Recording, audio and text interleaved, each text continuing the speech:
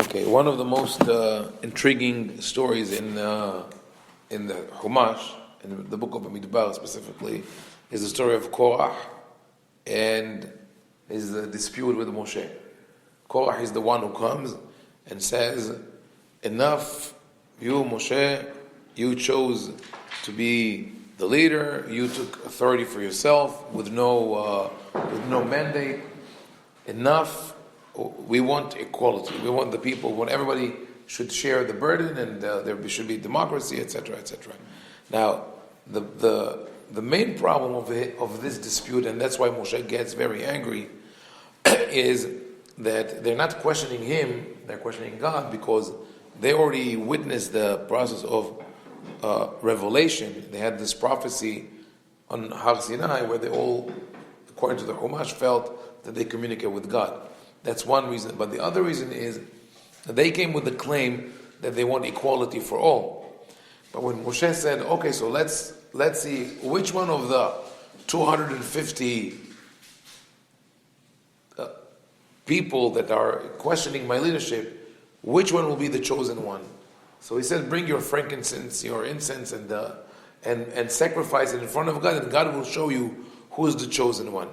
Had they been sincere and honest, they would have said, "No, we will not accept this kind of challenge, because we don't want a leader. We all want to be, it's a democracy." But the moment he offered them the option, "Come and replace me, take my place," they all jumped on it, which showed that they really wanted to seize control, but they disguised it in the story of, "We care about the people."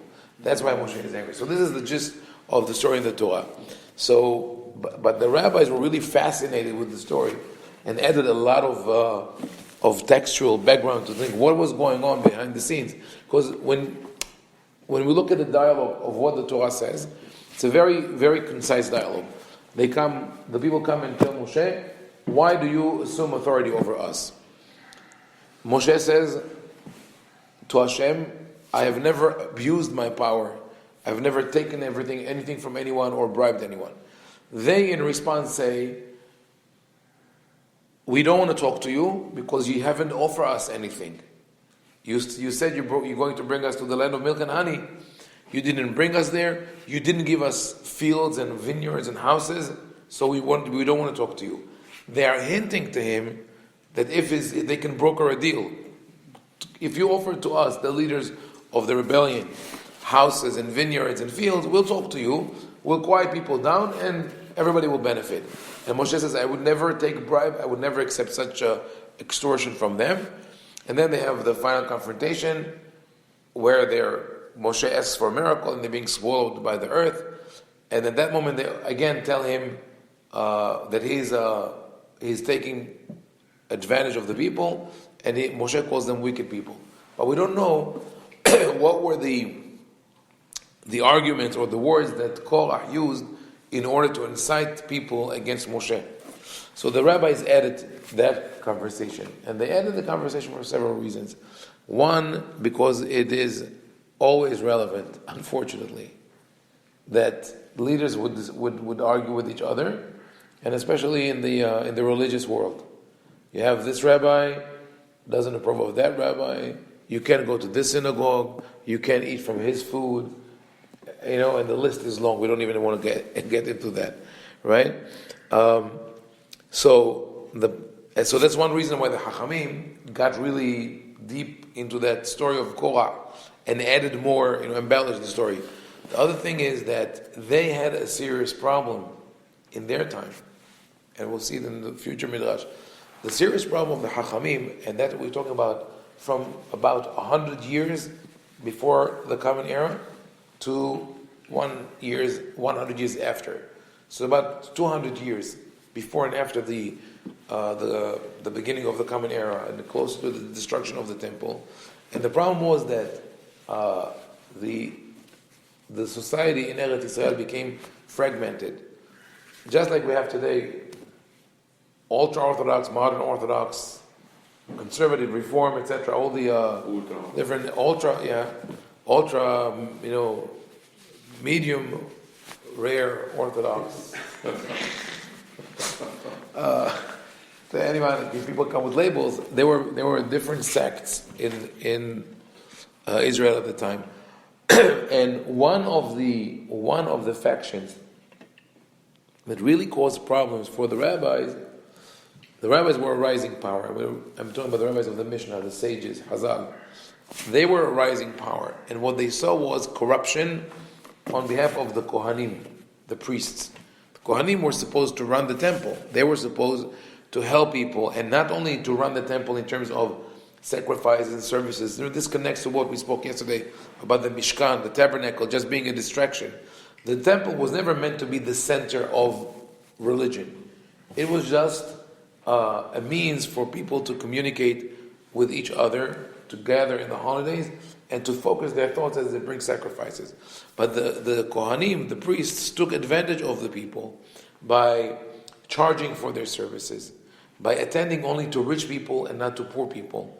For example, if there's a story, a woman who came with what we call minhat solet, a little flour, a little batch of flour to bring as a sacrifice, which is valid. The Torah says,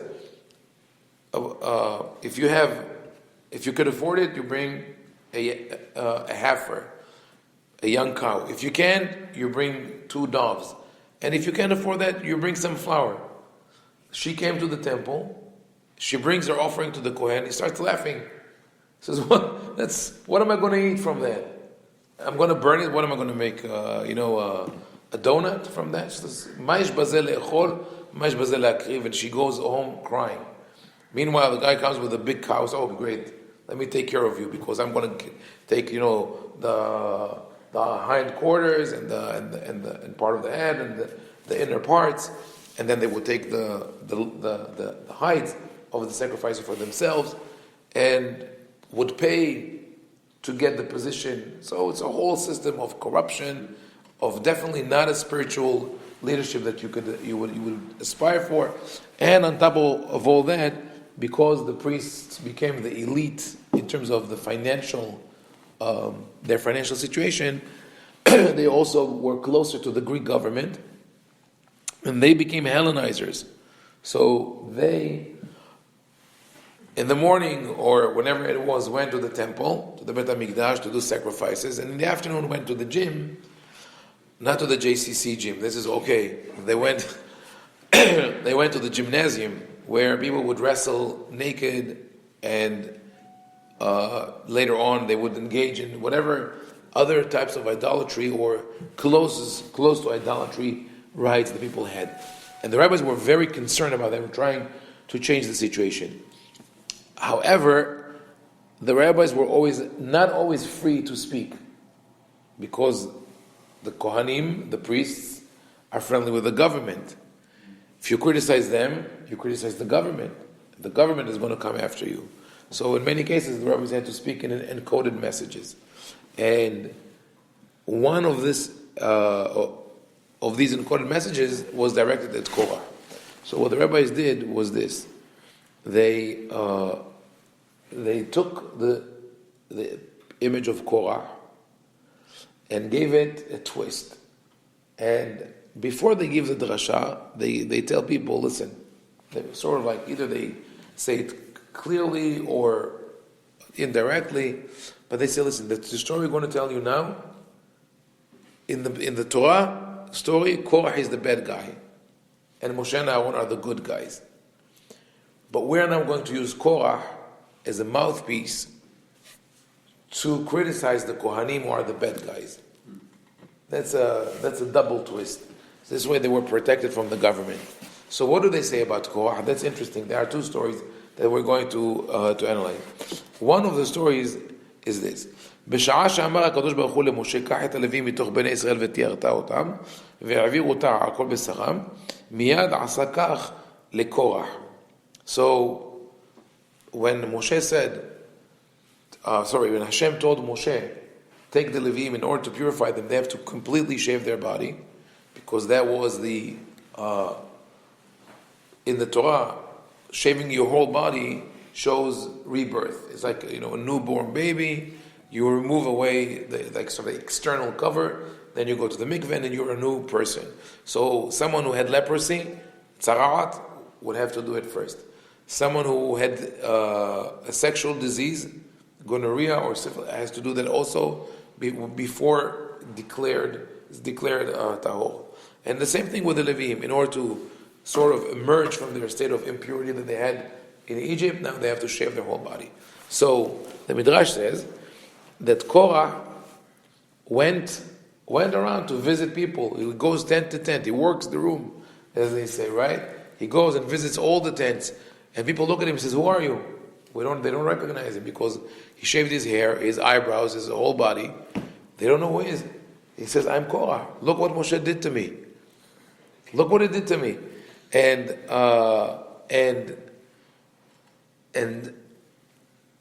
the interesting thing is that the Midrash says that Moshe did this to him, but Hashem said that. So it's not really a problem.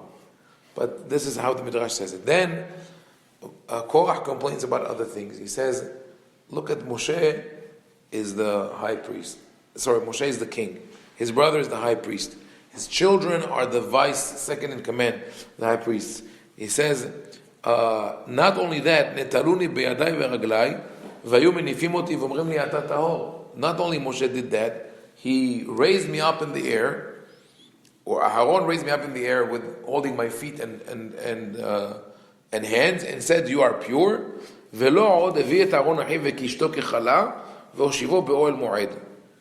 And he brought his brother Aaron, he dressed him up like a bride, and made him sit in Ohel Moed, and then this is how he incited the people against Moshe. So this is how the Midrash describes the argument of Korah. Now, this is really strange that the Midrash put together. When you hear that, you say, "Wow, they're right. Korah is right. What is going on? They shaved his body, they lift him in the air, they dress Aaron like a bride. All the positions are in the hands of Moshe's family." But on the other hand, you think, wait a second, but this is what the Torah said to do, right? The Torah said, shave their body. The Torah said that the position will be given to those people. The Torah said that those are the garments of Aaron, they are special garments. So why are the rabbis making it into sort of like a negative argument? The answer is that they're not talking about Korah, and they're not talking about the Moshe and Aaron. They're talking about the Kohanim of their days. If you would go back in time to the time of Bet HaMikdash, before the destruction, and we'll look at the Kohanim that the rabbis are criticizing, they're exactly the way Korah is complaining about. First, they used to shave their body because they would be engaged in athletic activities, Greek style, and part of it would be shave all your body and anointed with oil. And it was so rampant, it was so common among even religious Jews, even all people were considered observant at the time, that there was a case where someone was brought to Bedin to receive a punishment, to receive lashes, for whatever transgression that he performed. And they removed his shirt or his robe to give him the lashes, and then the head of the Bedin, the head of the court, saw that his armpits were not shaved.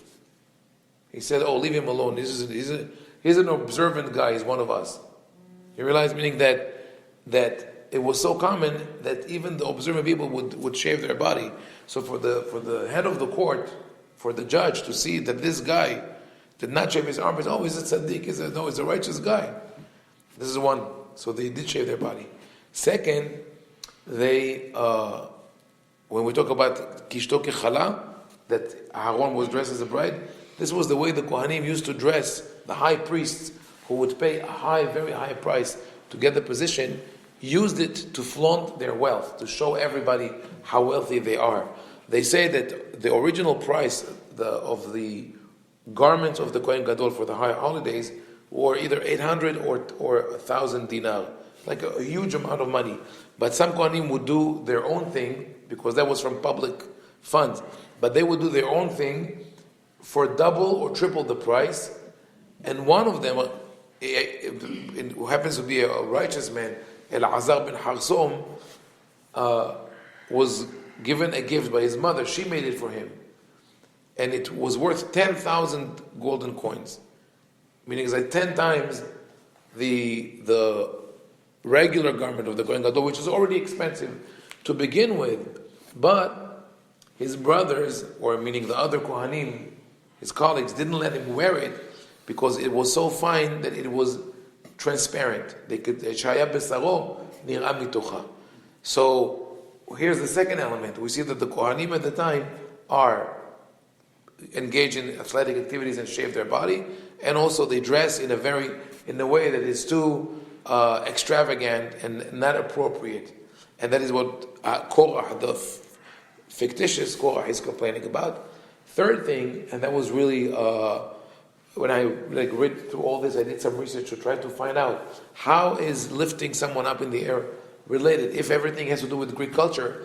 And I think that the reason is we don't have written direct evidence that tells us what were the rules of Greek wrestling, but from different sources we could come to the conclusion that just like the WWF, right? When you pick up your opponent in the air, it's victory. So when Korah says, they picked me up in the air, it's not the Korah of the Tanakh talking, it's the rabbis talking about the priests, the Kohanim, and they say, after they finish their work in the temple, they run to the gym, they do wrestling, they pick each other up in the air and wrestle. And finally, when the Midrash says, he's the king, his brother is the high priest, and the rabbis themselves, when they spoke about the Kohanim of their time, they said, Kohanim Gdolim. Those people are Kohen Gadol, high priest. Their sons are the managers of the temple funds. Their sons-in-law are in charge of the construction. Their servants beat up people with sticks if anyone dares speak against them. So all in all, it all lines up. Amazing story here. This is like an encoded message that comes to us, 2,000 years later, that the rabbis were delivering speeches in the Bet Midrash are political speeches. They say we have a corrupt government, and they're talking about the Kohanim of the time, corrupt religious government. Look what they do. They are Hellenizers. They abuse the people. They take advantage, etc. But they can't say it openly. So they take the story of Korah, they give it a twist, and they say, "You see, this is the problem that we have." So at the end of the day, they are rooting for the biblical villain, but in reality, they're talking about the problem of their days.